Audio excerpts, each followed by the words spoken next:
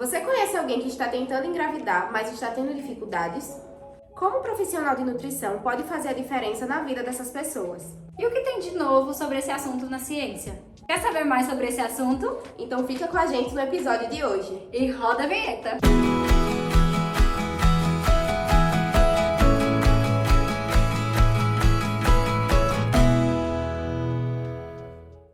Olá pessoal, sejam bem-vindos a mais um episódio do nosso Acolhe-me. No episódio de hoje nós vamos falar sobre um tema que vem levantado alguns tabus e esse tema é fertilidade. Meu nome é Ariane e eu sou estudante do 8º período de nutrição aqui na UFAL. Meu nome é Andressa, eu sou também estudante do 8º período de nutrição aqui na UFAL. E hoje nós estamos com duas convidadas, em que a Natália é uma paciente que trouxe todas as suas vivências sobre o assunto, e Lisiane, que ela é graduada em Educação Física e Nutrição pela UFPE, pós-graduada em Saúde da Família e Nutrição Esportiva Funcional, mestre em Nutrição pela UFPE, doutora em Nutrição pela UFPE, fez doutorado sanduíche no IRD na França e trabalha com pesquisas relacionadas a doenças crônicas e avaliação nutricional. Sejam todas muito bem-vindas. Obrigada. Para a gente começar, vamos ouvir um pouquinho do relato da Natália. Natália, você poderia contar um pouco como foi a sua experiência nesse processo, até conseguir engravidar e tudo mais, por favor? Sim, claro.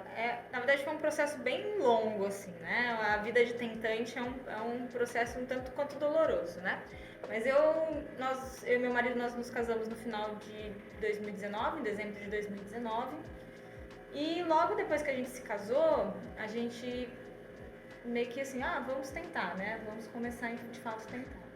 Só que aí logo depois veio a pandemia, né? E aí aquela sensação de medo, né? Porque a gente só escutava coisa ruim, a gente não sabia, né, como que ia virar, né? Se as pessoas, eu escutava muito relato de mulheres que tiveram partos prematuros por conta de Covid, né? E outras situações mais graves.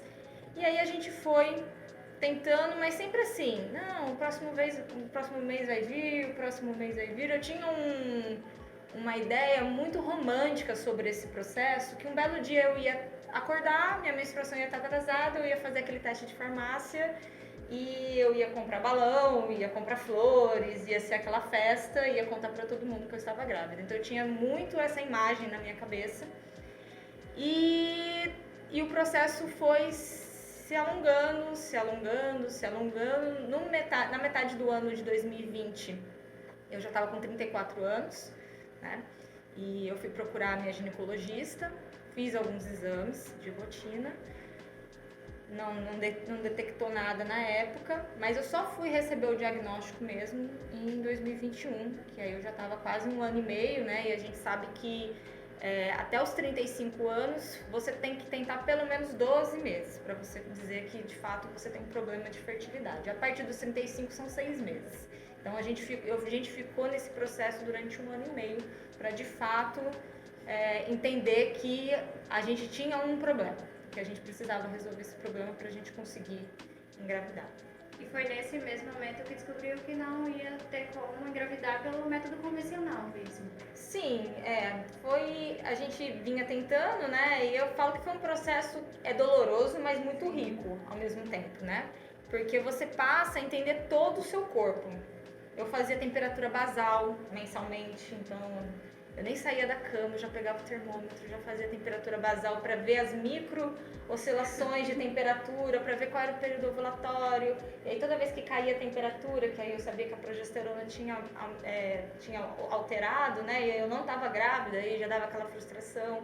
Eu acabei descobrindo que o meu ciclo não era um ciclo regular, que eu sempre achei que fosse, né? Então meu ciclo variava entre 23 e 31 dias. Então tinha meses que eu menstruava 2 vezes, então eu não tinha esse conhecimento, né? E é engraçado, né? Porque isso acontece com o nosso corpo e a gente não tem esse conhecimento de percepção mesmo, né? E muitos testes, eu cumpri muitas coisas, porque dava um dia de atraso eu achava que eu estava grávida e eu sentia os sintomas, era uma coisa muito doida, né? E junto com pandemia, com lockdown e todos esses processos eu sentia aquilo de maneira muito viva, né? Mas a gente foi descobrir mesmo em abril de 2021, quando eu cheguei para minha médica e falei assim, olha, já faz 1 ano e meio, efetivamente, né, porque tem isso também, você tem que estar tentando efetivamente 12 meses, né, a gente não tem conseguido, preciso de mais exames. E aí ela passou uma outra bateria de exames, na época ela até pediu, né, que o Felipe também fizesse o exame dele, né, o espermograma. E aí eu lembro claramente, foi no final de abril, a gente comemorou o aniversário dele, ele faz aniversário dia 25 de abril, a gente comemorou o aniversário dele, eu passei o final de semana enrolando brigadeiro, fazendo bolo de chocolate, não sei o quê. Na segunda-feira eu fiz o exame e as minhas taxas estavam todas bagunçadas, tudo. Meu TSH estava alterado, eu tinha um hipotireoidismo subclínico que eu nunca imaginava que eu teria alguma coisa desse tipo. Testosterona, prolactina, inclusive quando eu fui fazer o exame, a médica me perguntou, mas você estava amamentando tudo? Porque minha prolactina estava super alta, né? Então estava tudo bagunçado. E como sou formada em educação física, né, eu ainda acho que a gente resolve muita coisa com nutrição e atividade física. No momento que eu vi aquela bagunça toda, meu primeiro instinto foi, além de marcar endócrino e uma nutricionista específica para fertilização, foi entrar no PubMed e baixar tudo o que eu podia sobre fertilidade, taxas hormonais e o que eu podia fazer por conta. E aí, por conta, eu já fui cortando tudo que eu achava que era ruim para o meu corpo, tudo que gerava, de uma certa forma, inflamação no meu corpo. Porque eu entendia que meu corpo estava pedindo ajuda, ele não estava ainda dizendo para mim, porque eu não estava doente, mas ele estava, de uma certa forma, sinalizando ali, ó, tem alguma coisa muito errada aqui, né?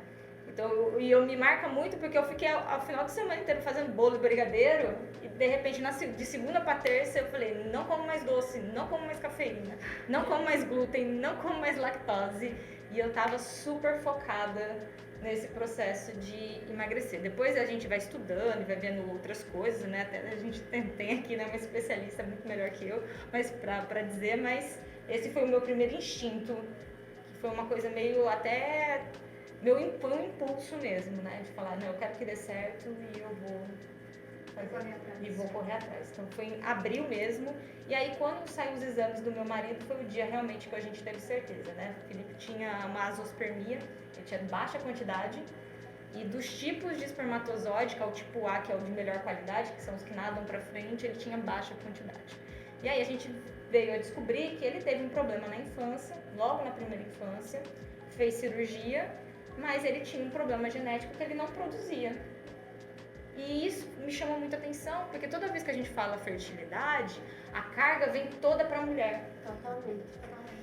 A carga é toda assim, a mulher não pode engravidar, a mulher não sei o quê, a mulher é velha demais, eu fiz mestrado, fiz doutorado, você demorou demais, você tem 35 anos, você quer ser mãe com 35 anos, né? As pessoas me falavam isso. E no final das contas, a nossa fertilidade secundária vinha também da minha pressa, porque estava ali dos 35 para os 36, mas principalmente do meu marido. E ele nunca foi no urologista. E eu ia todos os anos no ginecologista. E engraçado que, inclusive, me perguntaram assim, seu marido faria um exame de espermograma? Porque é muito invasivo para o homem. Eu falei, o quê? Muito invasivo para o homem? As mulheres, né? Você faz exame toda hora, que você tem que ficar lá, né? E coloca... Eu cheguei a fazer alguns ultrassons e ressonância magnética, você tem que colocar o contraste em todas as partes do seu corpo, né? E aquilo não é considerado invasivo para a mulher. É como se não, é rotina. Você precisa fazer para sua saúde. E o homem não. E o homem não identifica. E se a gente não tivesse feito, a gente nunca descobriria que o problema, na verdade, o maior problema ali da nossa fertilidade estava com ele. E não necessariamente comigo também, né? Tinha uma parte minha, né? Que aí eu não sei se a gente já... Que aí eu já vou desmembrando, porque é história, Pode viu? ficar à vontade. Porque é história. Aí eu faço aniversário no final de maio. Foi muito rápido esse processo, né? E aí logo que eu descobri, eu peguei o exame dele, eu tava sozinha, eu abri o exame dele, eu vi aquelas taxas, eu já sabia. Eu falei assim, por aqui a gente não vai conseguir ser pai. Foi uma sensação horrorosa. Eu falo que foi uma das piores noites da minha vida, porque foi uma sensação de luto. Era como se alguma coisa dentro do meu corpo não funcionasse, era alguma coisa dentro do corpo dele não funcionasse, era como se alguma coisa tivesse morrido dentro de mim. E é uma sensação muito esquisita, porque assim, você quer ser mãe, você quer ser pai, e você simplesmente não consegue. Você não tem como fazer, né? E eu chorei muito, eu fiquei muito desesperada. Eu lembro que eu liguei pra ele do carro, falei assim, venha me buscar porque eu não dou conta de sair daqui. Ele, o que aconteceu? Eu falei, seus exames deram todos alterados também. Só que o Felipe é uma pessoa muito calma, muito diferente de mim, que sou muito ansiosa. Por outro lado, ele é uma pessoa muito calma. Então ele falou, calma. Porque o diagnóstico não é uma sentença. A gente pode ir atrás e a gente pode ver o que a gente pode mudar. E aí foi quando começou. Só que aquela coisa que é pra ontem. Eu tava virando meu 35 anos.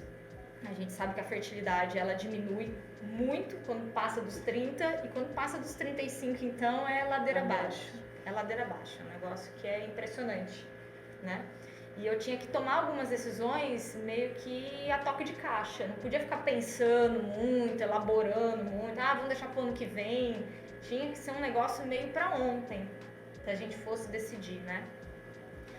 E eu falo que tudo...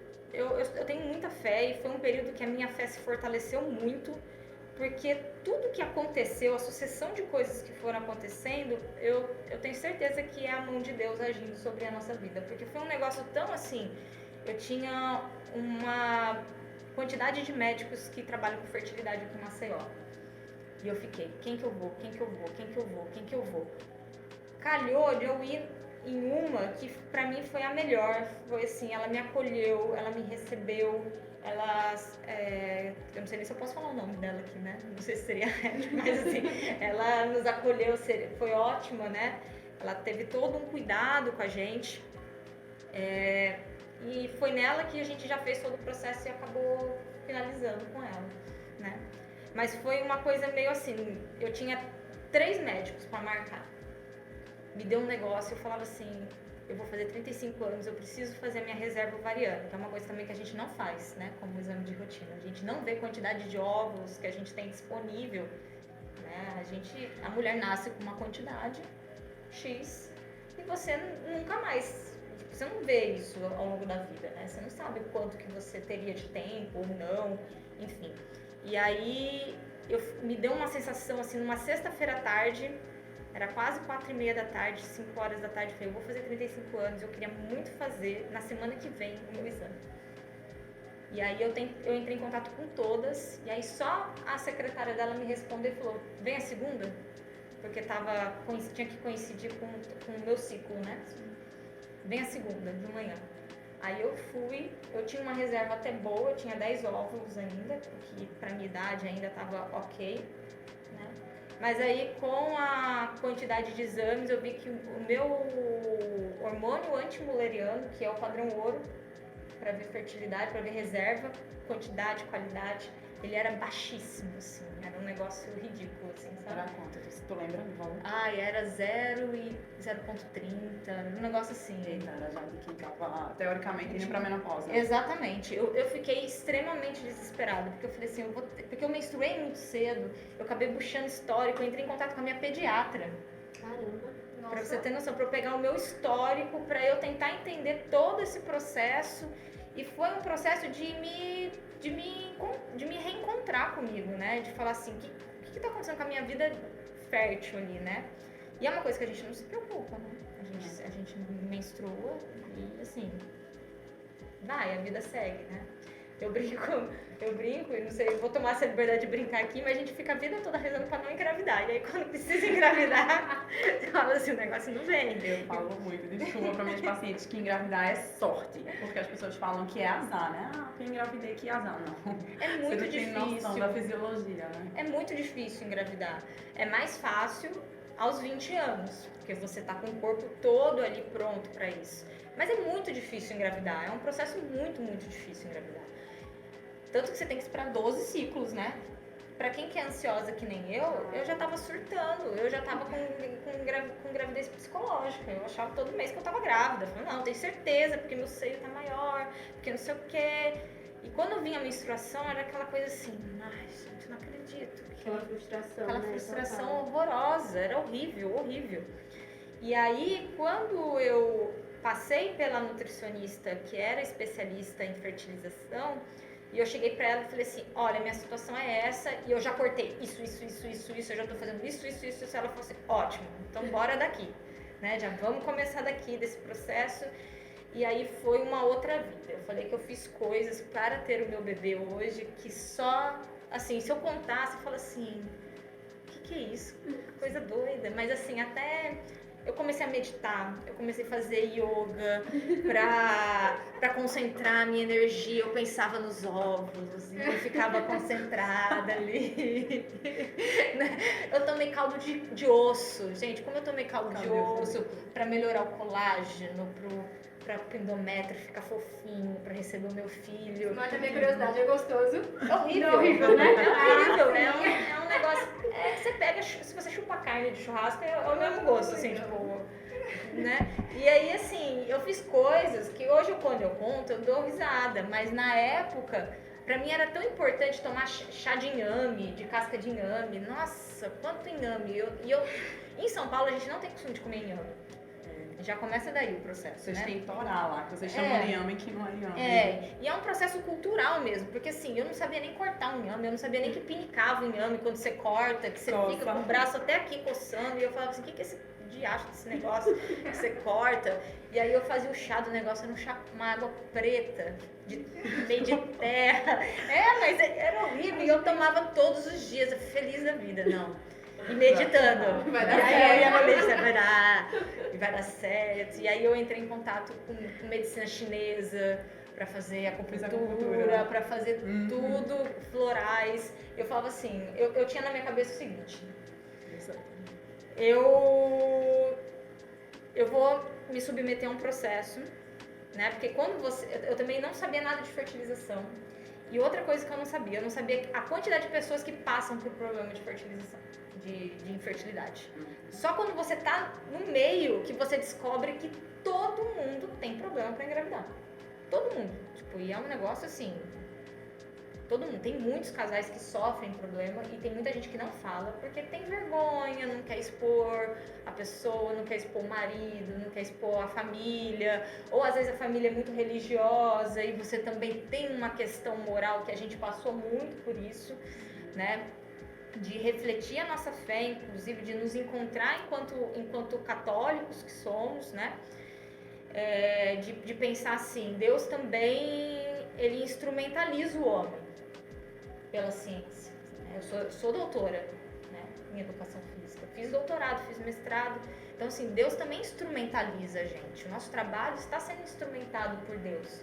Então eu confiei o tempo todo, e só que eu sempre fui muito cética também, então todos os processos, a médica falava assim, tem que fazer tal coisa, dá-lhe eu no PubMed. Teve uma hora que o Felipe falou assim, pare de estudar. Eu falei assim, eu não consigo, eu tô viciada nesse negócio. O histórico do computador, PubMed. De PubMed, de baixando artigo, porque eu queria saber qual que era a probabilidade. E foi muito curioso, porque quando a primeira consulta que a gente teve, ela falou assim, olha, pela quantidade de óvulos, a gente vai fazer uma estimulação, a gente vai conseguir 80%, pode conseguir até 80%. Então, 8. Desses 8, é possível que 4 apenas o embrião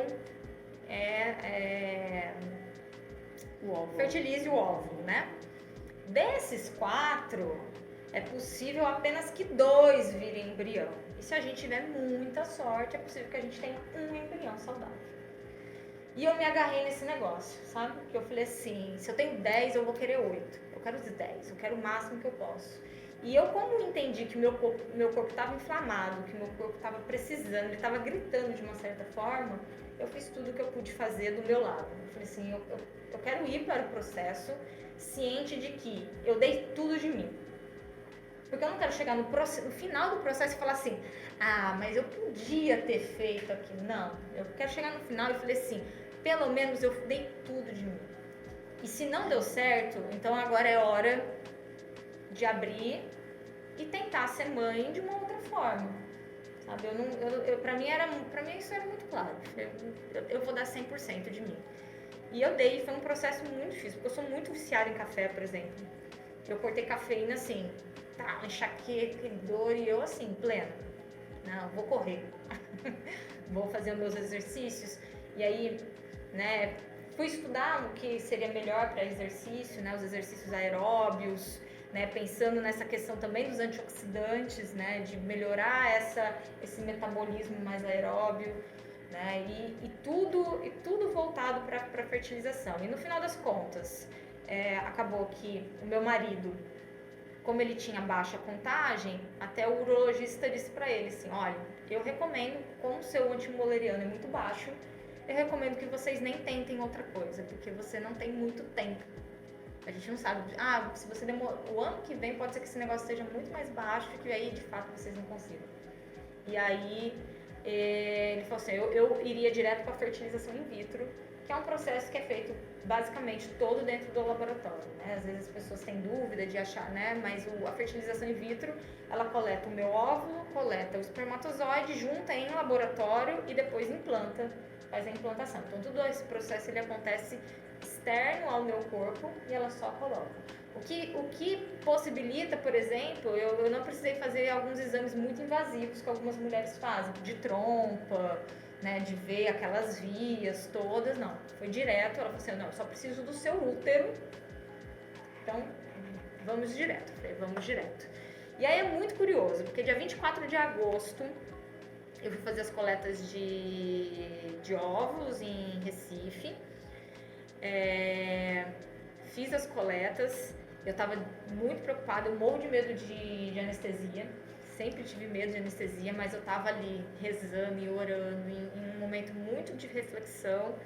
Ela fez as coletas, no protocolo, né, a gente fez um protocolo só das injeções, né, que você fica uma semana tomando injeção e a gente teve vários problemas, eram coisas muito engraçadas, tipo, aconteceu tal coisa, atrasa mais uma semana, e tudo isso no meu coração eu ficava assim, Felipe, e se a luz acabar, porque tem que ficar dentro da sua, imagina, um remédio caríssimo, custa 5 mil reais uma injeção, e você dentro da sua geladeira, e eu só conseguia, né, porque tinha vindo de um doutorado com biomolecular, e eu ficava assim, gente, a gente usa umas geladeiras potentes, uns negócios, e o negócio tá dentro da minha geladeira com arroz, sabe? Eu ficava assim, tipo, eu tive que organizar toda a geladeira pro negócio nem encostar, eu nem encostava na geladeira, eu cronometrava, o Felipe abria a porta da geladeira, eu cronometrava, falava, fecha logo a porta pra não perder a temperatura, a pessoa completamente doida, eu falava assim, não, pelo amor de Deus, e aí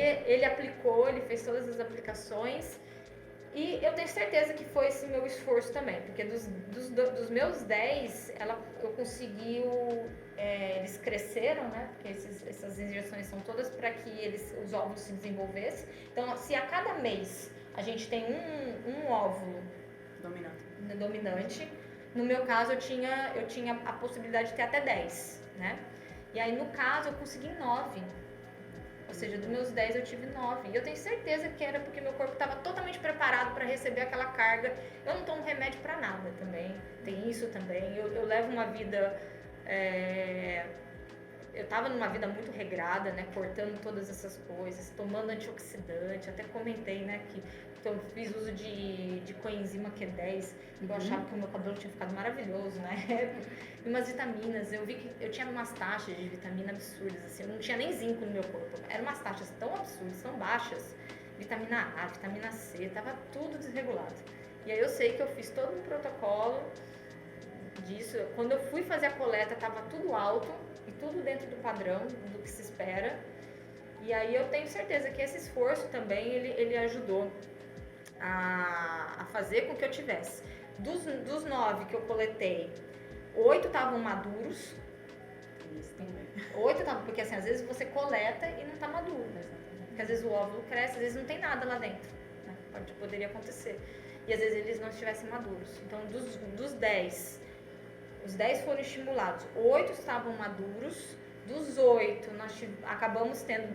Parece que a conta dela do primeiro dia foi assim. Ela falou, olha, me surpreendeu muito, porque o seu antimuleriano baixo, a probabilidade de você não ser responsiva à medicação era muito grande. Era altíssimo. Era altíssimo. Ela falou, você fez alguma coisa aí. E eu tenho certeza que é dieta, exercício físico, minhas meditações, tudo, minhas orações, eu tenho certeza que tudo isso ajudou. A minha parte foi feita.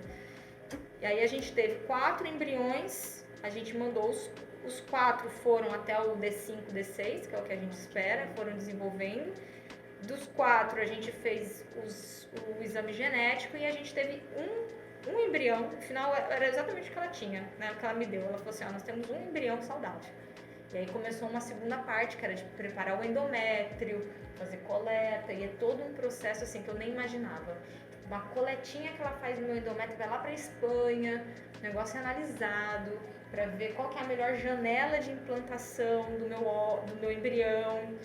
E assim, eu fui crescendo nisso. Aí foi na época que eu tomei um monte de caldo de osso para deixar um endométrio fofinho, para receber o meu embrião. E eu ficava toda, né? Não, vai dar certo, meu. E aí no final deu certo. Dia 30 de novembro a gente fez a implantação do meu único embrião. E uma semana depois eu já tinha positivo de farmácia dentro de casa, né? A gente acabou nem fazendo. A gente fez depois o beta, né, para fazer o acompanhamento, mas a gente teve logo. Então, assim, foi um processo muito árduo. Eu brinco que eu fiz coisas assim, os protocolos, né, protocolo de acupuntura, né, para implantar. Então, eu chegava de Recife, eu ia direto para minha acupunturista e dali colocar coisa para estimular, e os caldos, e o chá de inhame, e no final das contas, graças a Deus, eu tenho um bebê que é um bebê gigante, grande, saudável, e eu tenho certeza que ele também é saudável desse jeito, porque eu vim carregando todo esse processo. Nós somos um casal de sorte, posso dizer assim, porque apesar da infertilidade, nosso processo demorou uns 7 meses. Eu ia falar isso, foi bastante rápido, assim, Foi muito rápido. Mas é lógico que quando a gente fala sobre isso, a gente tem que tomar muito cuidado, porque às vezes os problemas das outras pessoas pode ter uma ou outra variante, e assim, e o que eu achava que era aquela ciência exata, na verdade não é. Porque é um conjunto de fatores, e aquela coisa que eu tinha antes, inclusive com tabu e preconceito, de falar assim, é uma criança feita em laboratório, né? Aquelas coisas que a gente escuta que é um absurdo. É tão a mão de Deus ali, tipo, é muita instrumentalização de alguém, muita mão de Deus, porque assim, a vida pode ou não pode ser feita ali, independente do que você faça. Vai ou não vai acontecer, né? Mas eu tinha certeza, assim, dentro do meu coração, eu tinha certeza que se eu fizesse a minha parte, que Deus faria a parte dele. Eu sou muito devota de Nossa Senhora, então eu falava assim, olha, Nossa Senhora, eu não tô mais conversando contigo como filha, não. Agora é de mãe para mãe. Vamos ter essa conversa. Você me empresta seu útero, eu vou gerar o meu filho e vai dar tudo certo. Eu vou ter o meu filho. E eu carreguei uma frase até assim, o último momento comigo, e eu levo no peito isso. Deus não coloca nada no nosso coração que não seja da vontade dele. Então, se a gente tem a vontade, que se você sente que você vai ser, a vida vai te indicar qual vai ser o caminho. Mas se você sente verdadeiramente isso no seu coração, vai acontecer, porque Deus não é ruim, né? Ele não vai colocar um negócio que vai falar assim, ai, me enganou. Não, você só tem que achar o caminho. E nesse processo, foi um processo de construção mesmo, e de achar e de fazer as minhas loucuras. De meditar. Não era nada loucura, tá? Eu respirava, eu pensava assim, não, a energia do meu óvulo direito está vindo, do meu ovário, não sei o quê, e tá subindo, e tá descendo, era uma maluquice. Pensa na cor azul, aí eu pensava na cor azul, eram umas coisas assim. Que só quem é tentante sabe o negócio. E aí, Felipe sempre teve muita fé. E chegou nos processos que eu falava assim, será que vale a pena mesmo? Eu tinha muito medo da negativa, eu tinha muito medo de chegar no final e não ter o meu filho. E aí ele sempre falava assim pra mim, eu falava assim, a sua tristeza vai ser maior ou menor que a sua felicidade de ter um bebê? Eu falei, vai ser muito menor. Ele falou, então vale a pena, então vamos porque a sua felicidade vai ser maior. Então vamos até o final. Então a minha história, assim, resumidamente, porque tem as maluquices no meio do caminho que a gente faz, Mas de uma maneira muito resumida é essa. Essa foi a minha experiência. E uma perguntinha. Fez toda a surpresa pra ele que tava planejando? Nem Dos precisou. balões. O problema é que nem deu pra fazer, porque ele tava ali, Tava né? tudo junto, né? Tava tudo junto, porque ele coletou, porque no dia que a gente coleta o óvulo, ele também coleta espermatozoide, né? Então eles já fazem tudo ali no laboratório.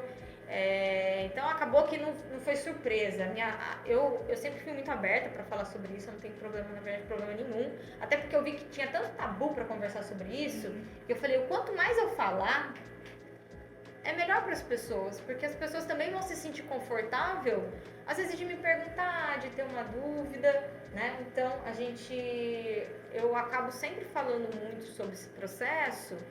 Mas acabou que não foi surpresa. Inclusive, o dia que eu recebi o beta oficial mesmo, tava eu, minha mãe, minha irmã, tava todo mundo esperando e aguardando o negócio. Até a médica falou assim, é um processo diferente, porque geralmente as pessoas nem falam pras famílias, né? E eu não, já tinha família, já tinha amigo torcendo. Ela falava assim que ela recebia mensagem no Instagram dela. Olha, é da Natália, não sei o quê. Tipo, tava todo mundo torcendo. Então foi um processo que eu carreguei todo mundo também. Aos poucos, me abrindo, né? Mas foi um processo que eu carreguei todo mundo. Então não teve surpresa, mas a felicidade... Com certeza não foi menor, né? Não foi. É um relato realmente muito emocionante e muito bonito. Quando você falou de Nossa Senhora aqui, eu me segurei pra não chorar, pra não borrar aqui a maquiagem e ficar feia. Mas é realmente incrível. Agora partindo, conversando um pouquinho com a Lisiane. De onde foi que surgiu essa vontade de estudar um pouco mais sobre a fertilidade? Então, minha história tem muita coisa da história da Natália, né? Muito parecida, só que eu ainda não tenho o meu filho, né? No final, eu também sou tentante, mas eu não cheguei a concluir porque eu estava solteira, né? Na época. Então, quando eu tive meu diagnóstico, eu passei por muita coisa. Eu lembro que eu entrei no meu carro e eu só chorava, né? E aí eu fui correndo para casa de uma amiga minha, ela é acupunturista, eu sou o caso zero dela, né? Hoje ela trabalha com fertilidade. Sim. E aí eu fui chorando pra casa dela e disse, meu Deus do céu, eu não vou conseguir engravidar, enfim, não vou ter filho. E eu sempre tinha uma história comigo que era, eu vou adotar. Eu sempre cresci dizendo que eu teria um filho adotivo, mas eu queria também gerar. E naquele momento eu senti, meu Deus, eu quero muito gerar. Essa sensação. E aí porque assim, eu já pensei em adotar mais velhos, pequeno, enfim, de idades variadas, mas aí eu vi o quanto eu queria gestar. E aí quando você se pega nessa situação, chega a me arrepio toda, porque, enfim, é crise de choro, né? Entra num lugar que a gente nem sabe que existia. O fato foi esse. Então, a partir daí, né, eu tive muitas coisas assim parecidas com ela. Eu fiz tudo isso que ela fez, eu fiz e fiz por muito tempo. Na realidade, porque eu também tenho além de ter a falência ovariana precoce, que provavelmente era o teu caso, eu também tive resistência à medicação. Então eu passei mais de um ano em tudo, assim, se eu for contar, acho que foi 1 ano e meio quase de processo, né? Foram várias tentativas, isso só para coletar meus óvulos. E aí, diante, né, da minha situação ali, eu disse, eu tenho que estudar porque a nutrição tem que me dar alguma coisa. Eu como nutricionista, tem que ter alguma coisa. E aí eu fui procurar nutricionistas que trabalhassem com isso em Recife. E eu tive dificuldade, eu não encontrei. Eu encontrei em São Paulo, eu encontrei em Santa Catarina, eu encontrei pessoas em Minas Gerais e eu não encontrei. Eu disse, eu preciso estudar porque eu preciso me ajudar. Alguma coisa vai ter que dar certo. E aí eu comecei, né, o meu processo foi um pouquinho diferente porque eu passei por 4 médicos até chegar na minha médica. E aí eu tinha também, na época, eu estava fazendo doutorado. E eu tava num relacionamento que, enfim, eu tive certeza que eu queria ficar solteira, porque, enfim, agora eu ia ter que encontrar uma pessoa de fato pra ter o filho, que eu não imaginava ele como pai do meu filho, e às vezes a gente vai levando, não por ele ser uma pessoa ruim, mas, enfim, não ia ornar ali, não era o que eu queria pro meu futuro. E aí eu terminei esse relacionamento, eu fui pro doutorado, eu tentei fazer uma coleta de óvulo, e eu tive uma insegurança na médica na minha última ultrassom, que eu fui fazer, eu acho que foi contagem de folículo antral, né? Isso que eles fazem também, pra ver se bate com a MH, enfim, E aí, quando eu fui na última, pra fazer as injeções, eu não senti segurança. E aí ela, não, mas tu tem aqui um cistozinho, um negocinho tá estranho. E ela já tinha visto esse cisto no meu ovário. E aí, enfim, eu disse, opa, me ligou um alerta. Eu disse, Deus, o que é que eu faço? E aí, o que é que aconteceu? Eu peguei dengue. Fiquei com dengue. Isso era meu último mês antes do meu intercâmbio, antes de eu ter que viajar. E aí, acabou que eu não pude fazer a coleta, eu não pude tomar as medicações porque eu adoeci. Então, eu disse, isso é um sinal. Isso é um sinal divino, eu vou me embora. E, enfim, o que tiver que acontecer, vai acontecer e eu vou resolver. Fui embora. Viajei, quando eu viajei, terminei namoro, comecei a namorar, tentei engravidar com outra pessoa. Tenho suspeita, não sei, de talvez ter tido um aborto, mas eu não vou ter essa confirmação nunca, porque na época eu não tive ciência disso, foi a minha médica depois que me falou que pode ter sido isso. E eu voltei, quando eu voltei pro Brasil, e aí depois de um tempo eu fiquei solteira novamente, eu disse, agora eu tenho que congelar, porque eu preciso ter meu filho. E agora eu vou ter que fazer tudo, e aí eu comecei. E aí foi nutrição, foi exercício, foi Ho'oponopono, era yoga, né, enfim, aurículo, tudo que você imaginar, não beber nada, eu já não bebo café, então era aquela dieta super restrita. A gente, querendo ou não, na área de nutrição, a gente acaba que consome um pouco melhor, mas tu sabe, né? A restrição é de outro mundo. E aí eu digo assim, não é um processo, eu fiz esse processo todo sozinha. Eu não fiz na minha cidade, não fiz em Recife, eu fui pra São Paulo pra fazer esse processo. Eu morei 3 meses em São Paulo, porque eu tive que ficar indo e voltando, porque eu tinha resistência. Tive resistência, eu pensei que ia ser tudo lindo, eu tava com 13 folículos, lá vai eu, né? Quando eu fui fazer a medicação, só cresceram 2. E aí minha médica fez, e aí, vamos coletar os 2? Eu já sabia que dentro do folículo podia não ter óvulo. Eu disse, não vou coletar, eu vou parar. E eu tinha a ideia, a romantização de que ia ter, né? Que ia estar lá, que iam crescer os 13 e vai dar certo e não sei o que lá, e não deu. E aí eu veio o desespero, né? Eu choro, ai meu Deus, porque eu digo, esse menino quando vier, ele vai ter que ter noção de tanta Eu coisa que eu brincava, eu abri mão falava na assim, minha tá até vida. os 18 anos de castigo. É. Não tem conversa, tá de isso. castigo. Nem sabe por quê, tá de castigo. Porque a gente abre mão de muita coisa. coisa. Né? E assim, eu tinha uma sorte, porque como eu tava solteira, de ter uma reserva financeira, porque era o meu imóvel que eu queria comprar. E eu digo, foi pro meu filho, né? Porque eu tava sozinha, então, além de eu estar sozinha, de não ter o parceiro, e isso acontece com muitas, né? Meninas, eu vejo muitas que não encontraram, que eu acompanho a vida, eu tive que fazer fora da minha cidade. E eu só tinha uma pessoa em São Paulo, que era minha única amiga de infância, e ela trabalhava. Então eu passava o processo inteiro sozinha. Eu apliquei todas as minhas injeções, né? E eu ia as idas pro médico, e aí, enfim, toda essa situação, né, de não dar certo, enfim. Eu sei que no final das contas, acabou que as coisas foram acontecendo, e hoje eu tenho meus 12 frozens, que eu digo que são frozens, estão lá congelados, mas eu fiz tudo isso aí. E realmente, não tem como negar, melhora. Mas assim, o processo É muito desgastante. muito. Não é só o financeiro é pesado, muito pesado, Mas é dinheiro. é, É aquela sensação de, é dinheiro, eu trabalho. mas o psicológico da pessoa, eu digo, e quando a gente toma um hormônio, misericórdia, né? É. Se falasse comigo, Lisiane, eu já tava chorando. Ou eu tava assim, muito alegre, ou eu chorava, assim, era uma sensibilidade, assim, né? Nas alturas, o abdômen que dói, fica roxo, né? E as pessoas, elas não sabem disso. E assim, foi bom ela ter falado, assim, na situação dela. Eu sei que eu tô acabando entrando na minha história também, que não era muito ponto, mas a gente vai falando de outras coisas depois. Ela já falou de muita coisa de nutrição também, de exames. Não é? Vai, porque A gente vai complementando, né? né? Eu queria, assim, deixar bem claro que a infertilidade, ela atinge igualmente homem e mulher. É 40% para cada um, é epidemiológico. Né? Isso, acho que há uns 2, 3 anos atrás, o que a OMS dizia era que um casal a cada 8. Hoje já está um casal a cada 6. E eu acho que isso cada vez mais tende a aumentar. A gente já está, é o que a gente chama de geração de inférteis. Né? Porque o ar que a gente respira, a água que a gente bebe, o que a gente consome, o nível de estresse que Fora a isso, gente troquei tem. todos os meus potes por de vidro. É Com medo isso. que o negócio seja contaminado pelos BP qualquer coisa. É. Eu falo, Jesus, Mas é verdade. A gente fica ali. troca os potes, a gente troca os hidratantes, os esmaltes, o sabonete, Desodorante, né, a o maquiagem, desodorante, o desodorante, tudo isso. E aí eu brinco assim que as meninas falam assim pra mim, né, minhas pacientes, falam, meu Deus do céu, eu vou virar uma jararaca, né? Porque assim, realmente é difícil, né? E é diferente o processo. E é oneroso.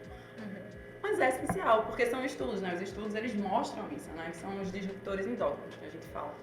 Então, Enfim, eu passei por todo esse processo aí e aí eu disse, não, a nutrição tem que me salvar, então eu vou estudar e vou ver como é que eu posso fazer. E foi assim que eu fui indo. Aí eu comecei com a fertilidade e aí hoje eu trabalho com fertilidade também e saúde da mulher, porque a gente descobre no processo que não é só de repente a infertilidade, né? É a questão também de uma endometriose, é de uma síndrome de ovário policístico, é uma SINEC, sei lá, uma adenomiose. São tantos processos que podem atrapalhar, né, essa gestação de acontecer. Isso falando assim da parte da mulher, né? Do homem tem a contagem, né? Tem a motilidade.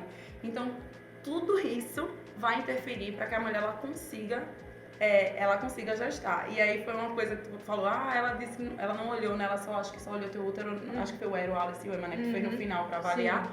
Mas, por exemplo, eu tinha esse cistozinho, era uma suspeita de uma hidrossalpinge. E aí eu tive que investigar, eu tive que fazer uma esterossalpingografia, minha gente. Exame mais invasivo que esse não existe. Assim, pra ver as trompas, né? Então ela pinça lá teu útero, tá? Então com espécula ela vai lá, pinça e injeta lá o contraste para as trompas para ver se ela tá viável ou não, né? Se tá subindo. No meu caso, se eu tivesse a hidrossalpinge, o que é que acontece? A hidrossalpinge já impede que você engravide. Porque mesmo que eu tivesse naturalmente, que ele subisse pro meu útero, esse líquido que fica lá, ele volta pro útero e aí esse meu embrião, ele não consegue se fixar. Exatamente. Então eu teria que tirar uma trompa, se fosse uma hidrossalpinge, para conseguir engravidar. E graças a Deus não é o caso, não é só um cisto mesmo e tá tudo certo. Mas assim, são tantos exames e assim eu fico me perguntando, por que não começar pelo homem? Que é só um espermograma. É somente um espermograma de todas as coisas que a gente faz de ressonância com contraste da pelve, né? Pra ver também como é que tava na menstruação. Tantas contagens de folículos antrais que a gente faz a cada 48 horas, né? No caso dele, por exemplo, se ele tivesse passado de rotina, começado aos 14 anos, igual toda mulher começa ali, né? Com seus 13, 14 anos, ele já saberia. Ele já saberia. Sempre saber. Porque ele tem isso desde os 6 meses de idade. Então, assim, é um negócio que é louco isso de imaginar. Não faz sentido. E assim, o que eu vejo muito, na realidade, é que também a própria medicina, os médicos, eles não estão preparados para isso. Não. Sabe? Eu escuto muito, eu acabei criando uma outra relação. Eu tenho uma família hoje em São Paulo, porque eu criei uma rede de amigos. Hoje, meu namorado é paulista, né? Desde lá. E aí, eu fico me perguntando, tem uma médica de uma amiga que fala assim, não, você só precisa de um óvulo para engravidar. Não, tudo vai dar certo. E não. E ela já tem 37 anos. E eu disse, olha, eu entendo o que ele diz pra você, isso é verdade, a gente só precisa de um mesmo, né, que dê certo. Mas não é bem assim. A gente tem que entender que hoje a gente tem a tecnologia, a gente tem a ciência por trás e que isso pode nos ajudar. E se você tem condição, se você acha que quer ser mãe ou se você tem dúvida, por que não congelar? Pois é. Por que não? Por que não fazer exames? Os médicos, eles não sabem. Eles não estão preparados. E tem um outro lado também que a gente sabe que é o mercado por trás disso, porque é muito oneroso. E o primeiro médico que eu fui, ele simplesmente saiu de lá querendo me dar as injeções. Sem eu nem ter feito vários outros exames. Então, sabe, é muito complicado. E você ali tá sozinho, você não tem referência pra você descobrir. A gente acaba escutando muitos relatos de violência mesmo, de médico que quer simplesmente ganhar pelo procedimento. Então, assim, coloca lá o hormônio, tudo e... É complicado. E você mexe com o sonho, né? Você não mexe com sua saúde. Você mexe com o sonho, você mexe com aquela coisa, aquela imaginação. Então é um negócio muito complicado. E assim, falando um pouco mais realmente sobre a nutrição. Como é que a gente, como nutricionista, pode ajudar esses casais tentantes? Então, ela já falou, né, da coenzima Q10, antioxidante, vitamina E, vitamina A. Enfim, aí a gente vai ter que... assim, eu vou falar a resposta da nutricionista, né, que cada caso é um caso. Minha gente, quando a gente diz depende, é porque depende, né, da situação da pessoa. Mas assim, de maneira geral, a gente tem que pensar em mitocôndria. Primeiro porque o óvulo, ele tem muita mitocôndria, né? É a célula do corpo que, assim, que mais tem mitocôndria é o óvulo. Então, a gente precisa alimentar essas mitocôndrias. E como é que a gente faz isso? Aí a gente vai precisar dos nutrientes. E aí a gente vai precisar de quê? De ATP. Aí a gente vai lá para bioquímica e pensa nos nutrientes que a gente precisaria. Complexo B, a gente vai precisar de quê? Vai precisar da própria coenzima Q10, né? Que a gente lembra da cadeia lá transportadora de elétrons. Então, a gente vai precisar, sei lá, de zinco, a gente vai precisar de tanta coisa, assim, para a qualidade desse óvulo. Então, a gente vai pensando em nutrir. E aí, a gente tem que pensar, ela tem uma resistência sei lá, tem uma falência ovariana precoce, ela tá com envelhecimento já, então vamos ver a quantidade que a gente vai passar para essa paciente, porque é diferente, né, entre um e outro. A gente tem que pensar realmente muito em antioxidante, porque o óvulo, ele tem um fluido, né, ao redor dele, assim como o esperma também tem, né, e aí quando ele vai ficando mais maduro, ele vai diminuindo esse fluido, então ele precisa muito dos antioxidantes externos, que vem da dieta realmente, para ele não ficar com uma qualidade ruim.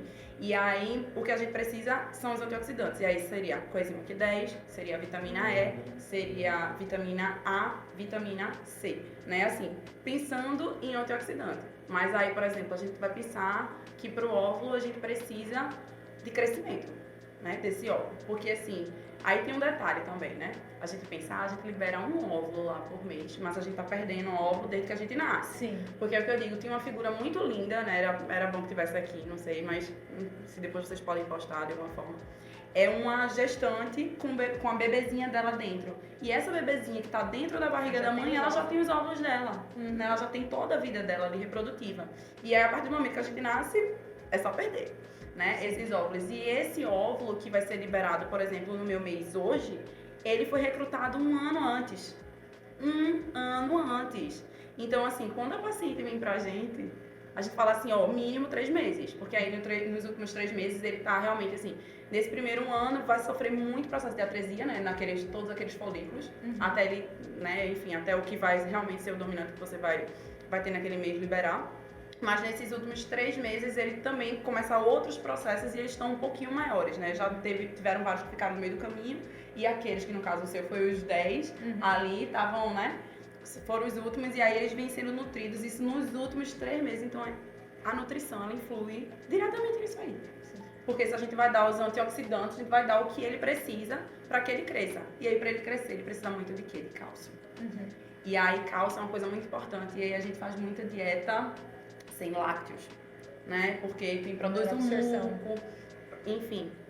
Aí vai depender muito da linha do nutricionista, mas se for pro aurículo, se for pra medicina chinesa, eles vão dizer, tire os lácteos. Eu tirei.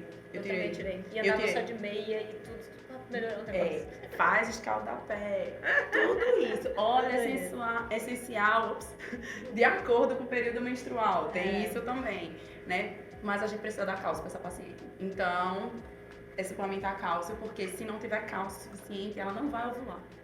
Então, se ela não ovular, ou se ela tiver os óvulos, os ossos, eles podem não estar maduros. Eu passei por isso nos primeiros ciclos e eu não sei se foi a questão do cálcio. Quando eu comecei a estudar, e aí eu comecei, foi as coletas foram melhorando, né, a quantidade que eu tinha de maduro. Então, a gente precisa dar cálcio para essa mulher, para ela conseguir, né?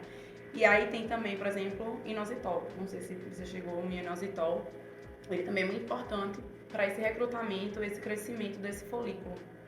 Aí também vem o ferro igual, né? O ferro, a mulher hoje, assim, a gente olha a anemia, a gente avalia a anemia, né, como nutricionista, com relação à hemoglobina e hematócrito, né, também, mas a gente vê que tem saturação, que a gente sabe que tem ferritina, que tem transferrina.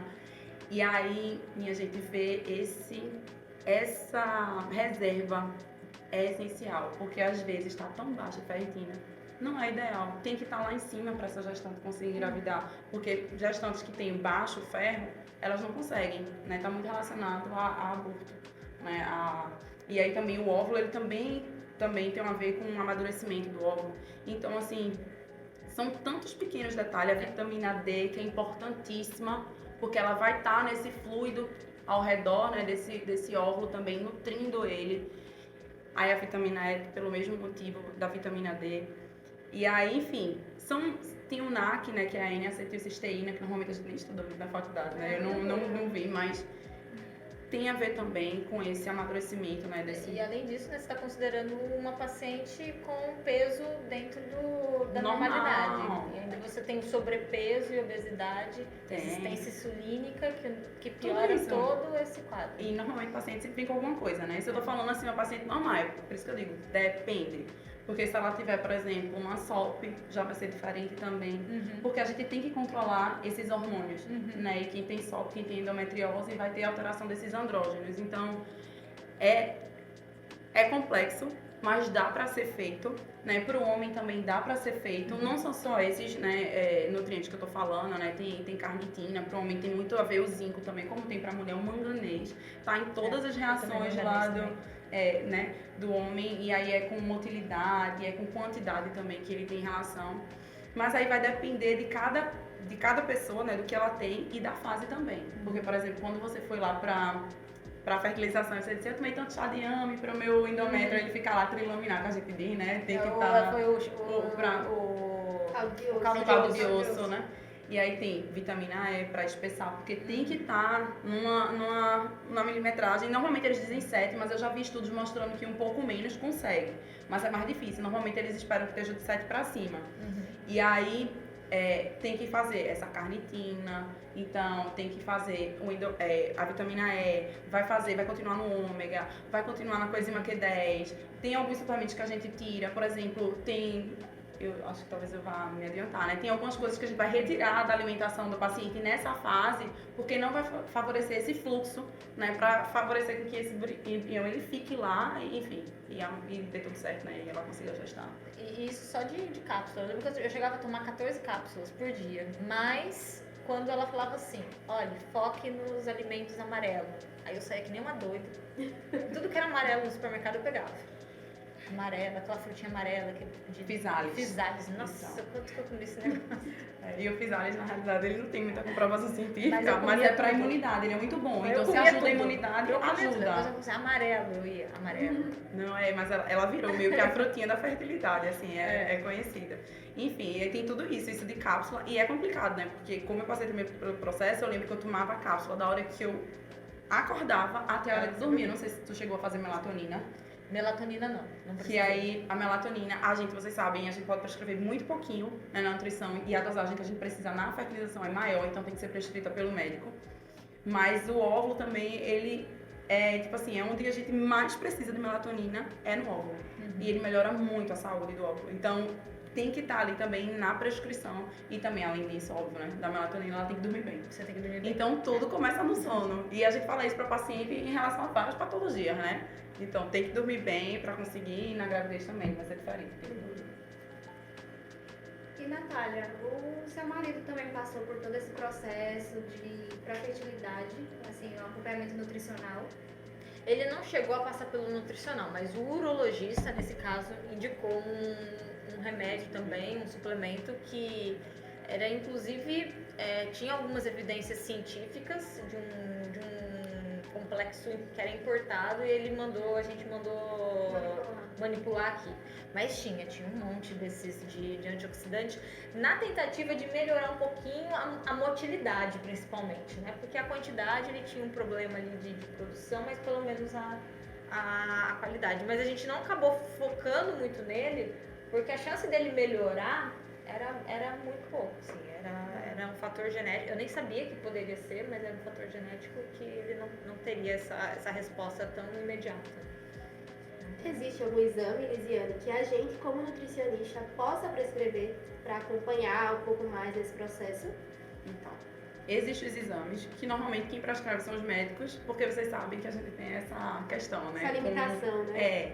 Mas a gente pode sim prescrever, porque são exames sanguíneos.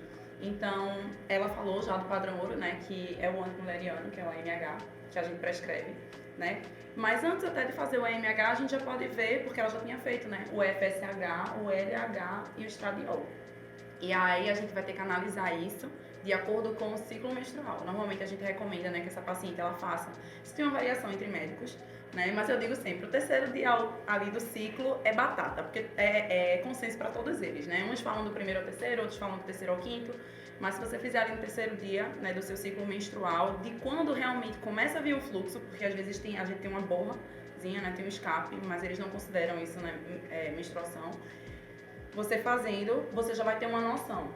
Porque o FSH e o LH, eles são um reflexo, né, do antimuleriano, assim como a inibina B também. Só que a inibina B, ela acaba sendo um pouquinho mais cara do que o antimuleriano, e normalmente eles prescrevem já o AMH para a gente saber sobre reserva ovariana. E assim, contou bastante sobre toda essa relação com seu marido e todo esse processo. E como é que foi com a sua família? Reagiram bem? te apoiaram? Olha, eu tive a sorte, eu acho que todo o meu processo foi sorte, né? Quando a gente analisa assim, porque assim, eu tive uma família e amigos, incluo na minha família também, muito acolhedores.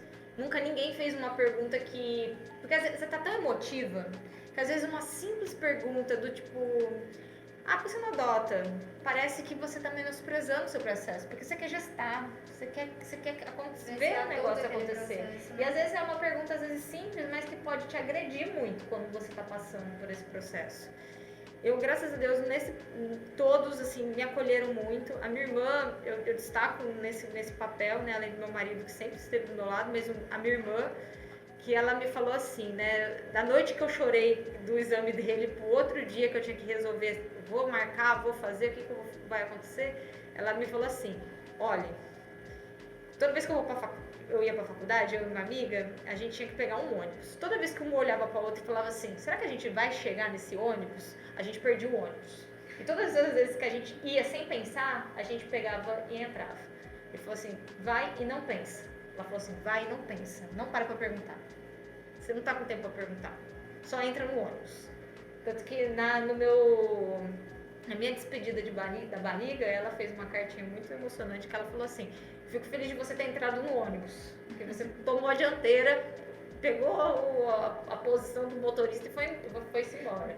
E foi bem isso. Então eu tive a sorte ali de ter pessoas que me acolheram muito nesse processo e aceitaram, né? Porque é um processo todo, inclusive no andamento dele, né? Quando, por exemplo, vai fazer exame genético? Não, porque é uma questão moral, né?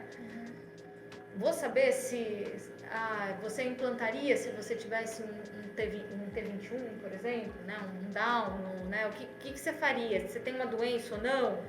Eu implantaria, mas tem gente que não implantaria. Então é uma questão moral muito grande você fazer um exame genético. Porque às vezes você vai ver coisas ali que você não escolheria se você tivesse uma gravidez convencional. Mas ali você está escolhendo, dá uma impressão de escolha. E a gente passou por um processo moral muito grande de discutir. E aí a minha família foi muito importante nesse processo, nesse apoio, de falar assim, você já está aí, vamos fazer tudo. Eles foram essenciais em todo o processo. A gente vê que foi um processo assim muito complicado, bastante árduo mesmo, né? Cansativo. Mas se você pudesse elencar a maior dificuldade que você teve, qual seria? A minha cabeça. É trabalhar com o seu psicológico, assim. Todo o processo é difícil. Todo o processo é difícil. É oneroso. Vai muito dinheiro, coisas às vezes que você não está preparado, ou às vezes você guarda para uma outra coisa, mas aí você... Mas eu sempre tive comigo isso. Dinheiro é dinheiro. Dinheiro você trabalha, amanhã você ganha seu dinheiro. Família, amigos, esses valores são outras coisas que você tem que construir dia a dia. O mais difícil é você trabalhar com a sua cabeça. É você segurar a ansiedade, porque a ansiedade também é ruim nesse processo. É péssimo, né? É péssimo. Então é segurar a ansiedade. Então, não é um momento, mas são os momentos que eu estive muito ansiosa e foram muito ruins. Porque é aquela sensação de impotência, que você fica ali de será que vai? Será que eu tô no caminho certo? Eu acho que o mais difícil é você segurar o seu emocional mesmo, para você seguir. E para finalizar, Lisiane, eu queria assim, que falasse um pouquinho sobre essa dieta detox, que muitas vezes a gente ouve falar para fertilidade, até foi um pouco comentado assim, acredito aqui, né, nessa conversa. Então, como é que ela funciona? Realmente ela é eficaz nesse processo? Então, vamos lá. Existe uma questão de prática clínica e existe o que é a ciência, né? A ciência, acho que ela nem reconhece muito, assim, a dieta detox, assim, sendo bem clara. Existem vários tipos de detox. Detox do limão, detox da sopa. O que é que consiste num detox? Eliminar toxinas do corpo. É isso, certo? Como que eu faço isso? Realmente, quando a gente tira algumas coisas da alimentação, melhora? Melhora. Por quê? Por exemplo, né?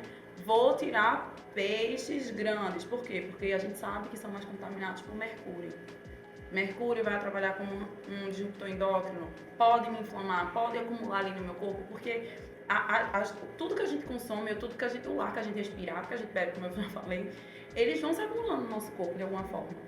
né? Então a gente precisa auxiliar, digamos assim, né, na eliminação dessas toxinas. E isso a gente já tem estudos que mostram que a gente consegue através, sim, da alimentação. São todos os elementos? Não sei se porque talvez o estudo não tenha tido aquele alimento que deveria ter sido. Mas assim, a gente já vê que consegue, né? Diminui sim estanho, diminui mercúrio, diminui níquel. Então o que é que a gente faz, né? Normalmente o que é que a gente coloca nessa dieta? A gente diminui proteínas, a gente retira, né? Proteína, carne vermelha, por exemplo, a gente retira. Né? Como eu disse pra vocês, existem várias, né? Mas assim, de maneira geral, o que é que a gente consome? Frutas, legumes, né? A gente consome tiros lácteos, tiros glúteos, oleaginosas, né? E aí, enfim, a gente vai fazer a limpeza de maneira geral é mais assim, tirando os alérgenos, né? Porque aí a gente também tem que saber se tem alguém que tenha alguma acessibilidade, se o paciente tem. Porque, por exemplo, eu tenho paciente que tem, por exemplo, alergia a nozes, então eu não tenho como colocar para ela no detox, não, porque ela vai ter alergia. Então não vai funcionar. Então, mas de maneira geral, a gente deixa os grãos integrais, a gente coloca, né, as oleaginosas, a gente vai colocar as frutas e os vegetais. A gente pode colocar, assim, ovo, né? E dependendo da fase da dieta que você adotar, você pode colocar peixe, né? Você pode colocar peixe e é isso, assim, de maneira geral, né? E eu lembro que, assim, pra mim, eu gosto muito de queijo, foi muito sofrido pra mim tirar o queijo. Muito sofrido, né? Tirar o queijo da dieta e aí entrar pros leites vegetais. Hoje eu já consumo que nem vejo diferença, mas de maneira geral, o detox é esse. E ela ajuda a desinflamar, mas assim, é um período, tá? É um período, tem um objetivo no final. A gente tem que ter muito cuidado, porque a detox normalmente ela restringe muito caloria, né? E restringir caloria nesse processo não é bom, porque a gente precisa estar nutrido. Para o óvulo estar nutrido, a gente precisa gerar ATP para conseguir ter uma mitocôndria saudável. Então a gente tem que ter muito cuidado com a quantidade calórica que essa gestante, essa futura mamãe no caso, né, ela vai ingerir, porque ela está alimentando ali o que ela precisa para ter o filho dela. Então a gente tem que ter cuidado com essa restrição. Mas de maneira geral a gente tira. Só que, por exemplo, no dia a dia, por exemplo, com minhas pacientes, eu vou retirar 100%. Sempre. Não, vai ter fases. Tem gente que vai conseguir 7 meses, tem gente que vai passar mais de ano. Tem gente que vai fazer 6 tentativas de FIV e só vai conseguir na 7ª.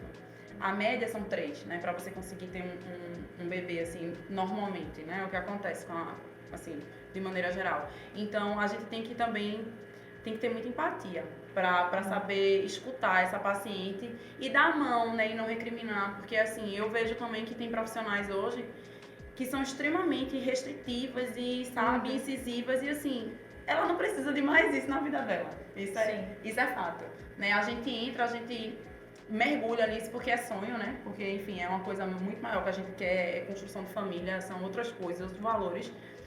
Mas, assim, a gente vive no meio social, a gente vai se estressar, a gente vai cair. Então, assim, eu acho que é importante você conversar também com o paciente para saber o que ele gosta de comer, para tentar ofertar da melhor forma possível, né? Tipo, ai meu Deus, eu gosto de comer pizza, mas a gente vai tirar o glúten, porque o glúten, assim, ele tem uma relação, né, com o aborto, inflama também. Então, assim, vamos fazer uma pizza de brócolis, uma pizza de quinoa, vamos tentar mostrar receitas, vamos tentar fazer de uma forma mais fácil, para que ele tenha adesão e que ele consiga, né, seguir no plano alimentar, porque às vezes esse plano demora, né? Eu passei 1 ano nesse plano e eu lembro que eu fiquei extremamente estressada no final dele, apesar de comer super bem, mas é porque tipo assim, era o objetivo final, né? Eu só pensava, fazia, tocava nos meus ovários, conversava com meus ovários, olha, filhotes, eu tô esperando. Né? É nesse nível de loucura. É disso mesmo. E assim, tem algumas evidências científicas que mostram que, por exemplo, se a pessoa não é celíaca, ela necessariamente não responderia também ao glúten desse jeito, né? Então, às vezes cortar uma coisa assim... Que é primordial. Que às vezes é aquela coisa assim que a pessoa gosta, né? Também você não libera um monte de neurotransmissores, você vai dar aquela relaxada, que é importante também no processo, vai causar, né? esse bem-estar. E aí eu sempre falo assim, ó, tenta um pão de fermentação natural, tenta não comer esse industrializado. Então, eu acho assim que a gente tem que ter muito bom senso. Tem gente que, por exemplo, a canela é um alimento, né, que o pessoal fala, meu Deus, não pode consumir, né, pra gestante, senão ela vai abortar. Gente, Meu Deus, eu tomei tanto chá de canela pra esse menino nascer, ele não nasceu de jeito nenhum. porque é pra pensando, né, pra liberar. Cheirava a canela, ele nasceu a hora que ele quis. Mas assim, e até na fase, né, dependendo da FIV, a gente cancela assim, mas eu digo sempre, é o bom senso. Se eu gosto, se eu como, se eu sou exposta àquilo, por que eu vou retirar 100% e vou ficar sentindo falta daquilo?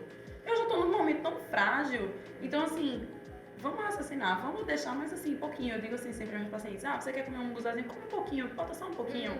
E vai, né? O café, como você falou, bem falou, tem estudos, né? Eu aconselho, o ideal seria 0.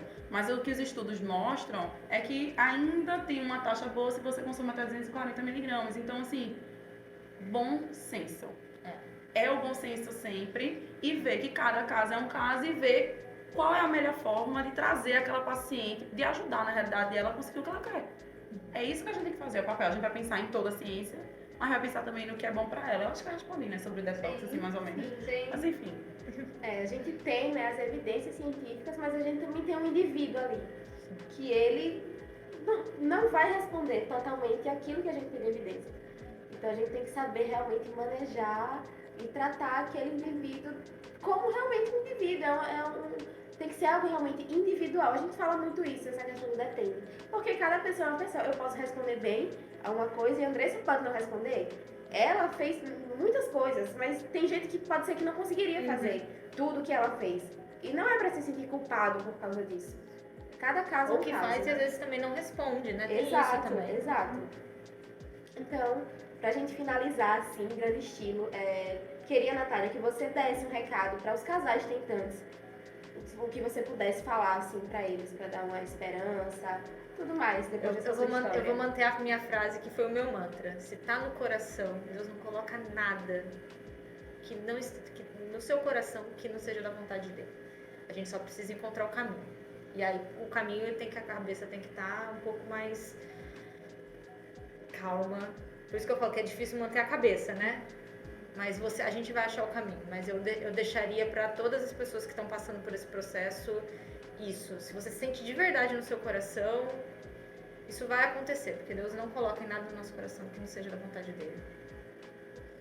Lisiane, como também passou por todo esse processo, queria que também deixasse um convite para quem está nos assistindo sobre realmente um conselho para quem realmente vai passar ou já está passando por tudo isso, como nutricionista, mas também como quem está vivenciando tudo isso. Se eu pudesse dar um conselho, até independente de estar passando por isso ou não, eu diria, investigue. Investigue, comece logo, porque assim a gente sabe que hoje as mulheres não querem engravidar, né, até antes dos 30 anos. Comece a investigar, não custa, é um exame de sangue que você vai fazer para você ter mais ou menos a noção, né, do que está acontecendo ali para você. Para o homem também, investigue, porque aí você já fica ciente, você já repensa as suas escolhas, né, o que você quer, você se planeja. Eu acho que acho que isso é o primordial, né, realmente é você investigar. E assim, e se você descobrir, se você tá num processo, não desista. Eu acho que ela já disse a frase assim, né? Se tá ali, é porque realmente eu acho que é o que você quer. Abra a mente, porque esse mundo é difícil, é amplo, né? Tem muitas possibilidades. Se você quiser ter um filho também, você vai gestar, ou você vai adotar um embrião, né? Adotar um óvulo, ou enfim, um espermatozoide. Ela pode acontecer essa gestação, ou enfim, o filho chegar de alguma forma. Mas não desista. E faça tudo que você puder, porque eu acho que a melhor coisa é a gente ter a mente tranquila de que fez tudo que tinha que fazer. Exatamente. Com nutrição, com exercício físico, de maneira saudável, equilibrada, eu acho que é o mais importante. Gente, é isso. Então é isso, a gente vai ficando por aqui. Gostaria de agradecer a presença da Lisiane, a presença da Natália, por compartilhar essas histórias assim realmente emocionantes. Eu acho que essa é a palavra. Até o próximo episódio. Tchau, tchau. Oi pessoal, oi meninas do Acolhe-me, foi muito bom estar aí com vocês e esse é o meu pequeno Benjamin, olha lá, dá oi pra mamãe, dá oi pro pessoal, fala lá Benjamin, é isso, tchau, tchau, um beijo pra vocês.